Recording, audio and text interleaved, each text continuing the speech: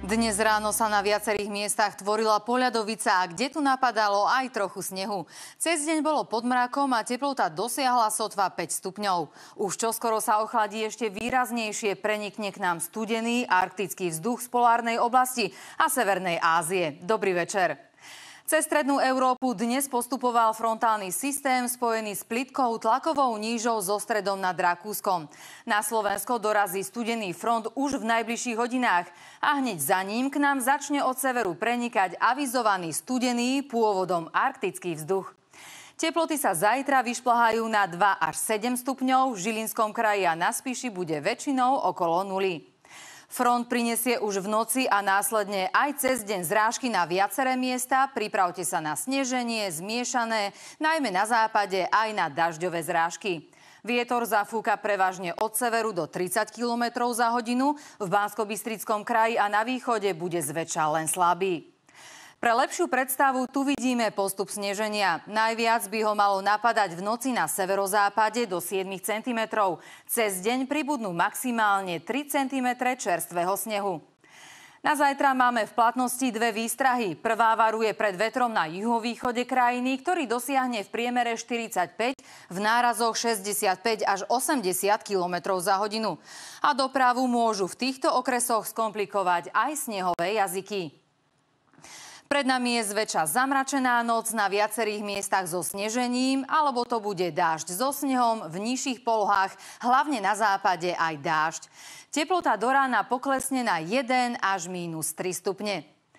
Pranostika na zajtra hovorí, na svätého Valentína zamrzne aj okolo mlyna. Zajtra sa teploty ešte na juhozápade vyšplhajú na 7 stupňov, ale inde bude oveľa chladnejšie, na severe len okolo nuly a cez víkend prituhne ešte viac.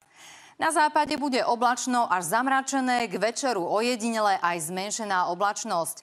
Tu sa slabé sneženie alebo dážď vyskytnú len výnimočne. Bude tu najteplejšie 2 až 7 stupňov.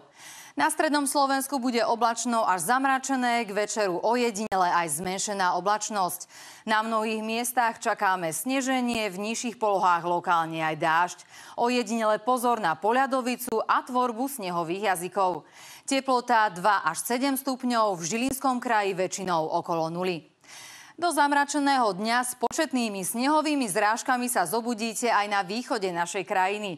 Za volantom buďte trpezliví a radšej si privstaňte, autá bude treba od snehu očistiť. V nižších polohách bude miestami aj pršať. Až večer, kde tu oblačnosť ubudne. Maximálna teplota 1 až 5 stupňov. V juhovýchodnej Ázii také problémy s počasím ako my nemajú. Na zajtra hlási Vietnam krásne, prevažne slnečné počasie pri teplote, ktorú by sme mnohí okamžite brali. Má tam byť okolo 30 stupňov a more má len o 2 stupne menej. Naše hory budú zajtra zahalené oblačnosťou a na mnohých miestach počítajte so snežením. Vo výške 1500 metrov bude -5 stupňov. V sobotu sa počasie zlepší, bude len malá, miestami zväčšená oblačnosť so snehovými prehánkami, najmä na severe. Ochladí sa na -5 až 4 stupne. V nedeľu bude pre zmenu veľa oblákov, snehové zrážky sa však vyskytnú len ojedinele pri teplote -6 až 3 stupne. Začiatok budúceho týždňa vyzerá optimisticky, jasno až polooblačno, len prechodne oblačno so zriedkavými zrážkami. Naďalej bude veľmi chladno, -5 až 3 stupne. V noci budú mrazy mimoriadne silné, -3 až -21 stupňov Celzia. Poďme na vaše fotky. Po dlhom čase Perimbaba trochu popracovala, bielo ste mali v Pružine, takisto v Rudnianskej Lehote a takéhoto mini snehuliaka postavila Ľubka v Súľovských skalách, kde striedavo pršalo aj snežilo. Metlíčky majte v autách po ruke aj zajtra. Na viacerých miestach ich budeme potrebovať. Pekný večer a dovidenia.